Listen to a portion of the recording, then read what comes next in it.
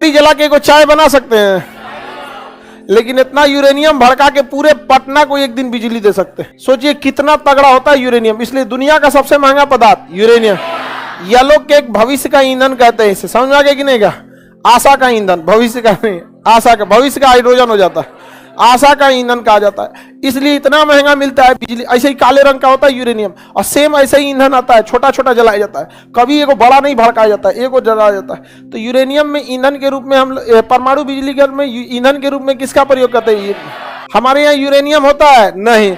जादू गोड़ा की खान में यूरेनियम मिला, बट वो अच्छा नहीं है। हम लोग यूरेनियम बाहर से लेके आते हैं। जो देश यूरेनियम देते हैं उन्होंने अपना एक ग्रुप बनाया, nuclear supplier group NSG, nuclear supplier group NSG। Bharat इसका सदस्य नहीं है, चाइना इसका सदस्य है, लेकिन चाइना कहता है कि हम भारत को उसी शर्त पे इसका सदस्य बनाएंगे कि वो अपना परमाणु बम हटा दे, क्योंकि अगर यूरेनियम मिल गया तो भारत के पास बहुत कम यूरेनियम है जो परमाणु बम में रखता है। चाइना कहता है कि अगर आपको सस्ता यूरेनियम खरीदना है तो आप NSG से खरीद सकते हैं। इसका सदस्य हम आपको तभी बनने देंगे जब आप अपना परमाणु बम हटाइए, परमाणु बम हटाइए। तो हम लोग काय को हटाएंगे परमाणु बम? तो हम लोग ना दूसरे देश से कहते हैं। अब सपोज कीजिए कि कोनो आपको 10 गो दुकान वाला है, सब्जी मंडी में गए आलू खरीदने, और आपको सामाजिक बहिष्कार कर दिया गया कि इसको कोई सब्जी नहीं बेचेगा। तो एगो तरीका है, कोनो कहे आलू 20 रुपया, तो आप कहिए 35 का खरीदेंगे, कौन देगा? आपका सामाजिक बहिष्कार भी रहेगा तो बिक जाएगा। तो भारत सरकार भी यही कहती है, हम भले NSG के सदस्य नहीं है, कितना में बेचोगे उससे ज्यादा देंगे, लाओ यहाँ से। समझ में गया कि नहीं आ गया? समझौता नहीं। तो चाइना क्या हो गया? थक गया।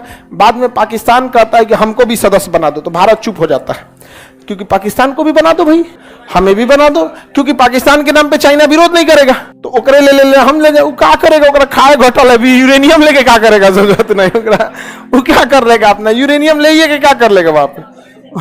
वहां का हर आदमी पागल है ज्यादातर वहां पे देखेंगे कोनो काम का नहीं मिलेगा सब। देखिए, परमाणु बिजली घर को चलाना बड़ा मुश्किल होता है, इसमें आग लगाना बड़ी कठिन काम है। कौन जाएगा पलीता भड़काने? भड़क जाएगा तब। तो इसलिए पलीता के रूप में जर्कोनियम का प्रयोग करते हैं। पड़ाका में नहीं पलीता होता है। अब यूरेनियम में कौन जाएगा पलीता मारने? धक गया तो परमाणु बम का काम करेगा। तो अनिवार्य रूप से देखिए, हर पटाखा में बारूद हो ना हो, बाहर निकला हुआ पलीता तो जरूर होता है, भड़के ना भड़के। तो अनिवार्य रूप से इसमें जर्कोनियम का प्रयोग होता है। किसका प्रयोग होता है?